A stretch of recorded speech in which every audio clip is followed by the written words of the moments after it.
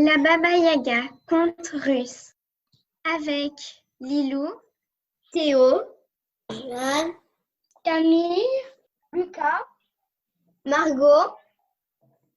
Un veuf qui avait une fille s'était remarié. La marâtre haïssait sa belle-fille, la battait et songeait aux moyens de la faire périr.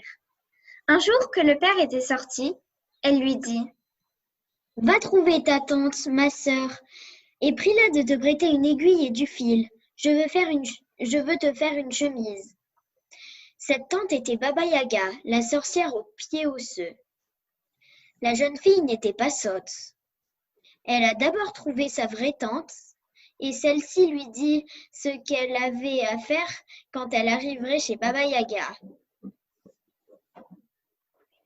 Elle trouva Baba Yaga dans sa chaumière occupée à tisser.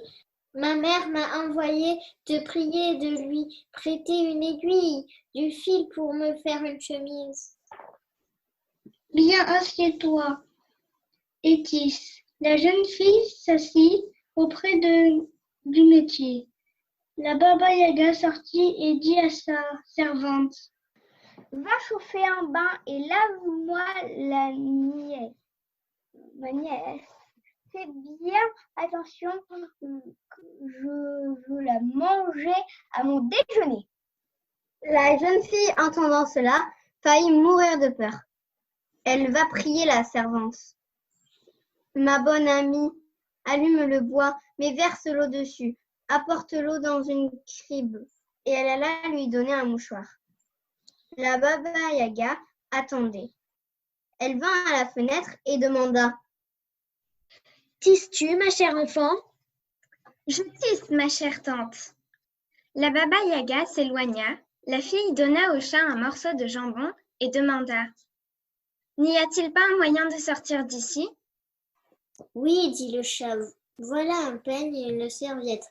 Prends-les et sauve-toi, la Baba Yaga te poursuivra, approche l'oreille de la terre et quand tu entendras, elle est proche, jette derrière toi la serviette. Elle deviendra un large fleuve. Si la Baba Yaga se passe et se rapproche de toi, mets de nouveau l'oreille près de la terre et quand tu entendras qu'elle est proche, jette le peigne, il deviendra un bois si épais qu'elle ne pourra le traverser. La jeune fille prit le peigne et la serviette et se mit à fuir. Des chiens voulurent la déchirer. Elle leur jeta un morceau de pain et ils la laissèrent aller. La porte voulut se fermer. Elle lui graissa les bonbons avec du beurre et la laissa passer en boulot roulé avec ses branches. Lui crevait les yeux, elle l'attacha avec un ruban et le boulot la laissa partir. Le chat était assis à sa place et tissait. Quand je dis qu'il tissait, il embrouillait tous les fils. La Baba Yaga vint à la fenêtre et demanda: « Tu tisses, ma chère petite nièce ? »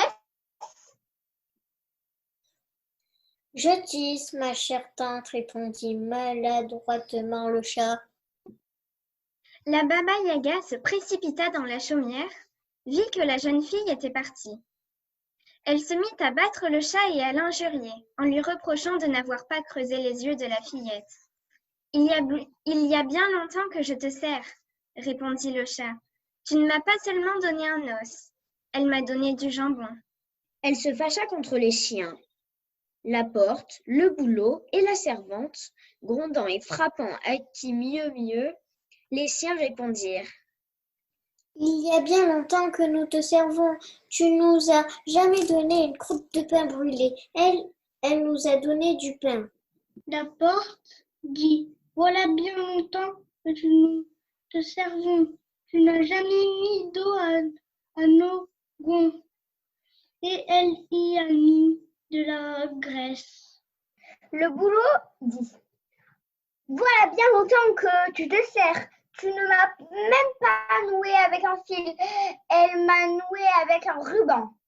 La servante dit: « Voilà bien longtemps que je te sers, tu ne m'as pas donné un chiffon, elle m'a donné un mouchoir. » La Baba-Yaga aux pieds osseux s'élance aussitôt sur un mortier.